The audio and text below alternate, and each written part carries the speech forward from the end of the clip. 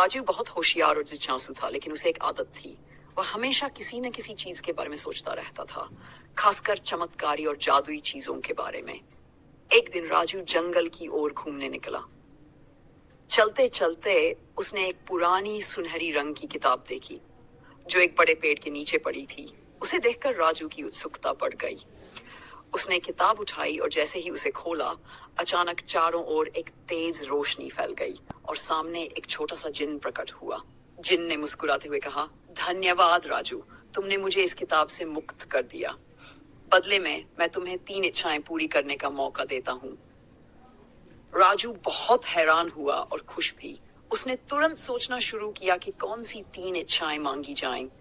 पहली इच्छा में उसने कहा, मैं चाहता हूं कि हमारे गांव में हमेशा खुशहाली और शांति रहे। जिन्न ने अपनी उंगली घुमाई और राजू की पहली इच्छा पूरी हो गई।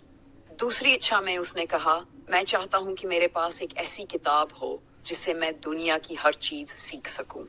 जिन्न ने फिर अपनी उंगली घुमाई और एक चमकती हुई किताब राजू के हाथ में आ गई। अब बारी थी तीसरी और आखिरी इच्छा की। राजू ने थोड़ा सोचा और फिर मुस्कुराते हुए कहा, मेरी तीसरी इच्छा यह है कि मैं अपनी मेहनत और ईमानदारी से जीवन में आगे बढ़ सकूं। जिन्न ने उसकी समझदारी से खुश होकर उसकी तीसरी इच्छा भी पूरी कर दी। उसने कहा, तुम बहुत बुद्धिमान हो राजू, तुम्हारी इच्छाएं न केवल तुम्हारे लिए बल्कि सभी के लिए भलाई लाती हैं।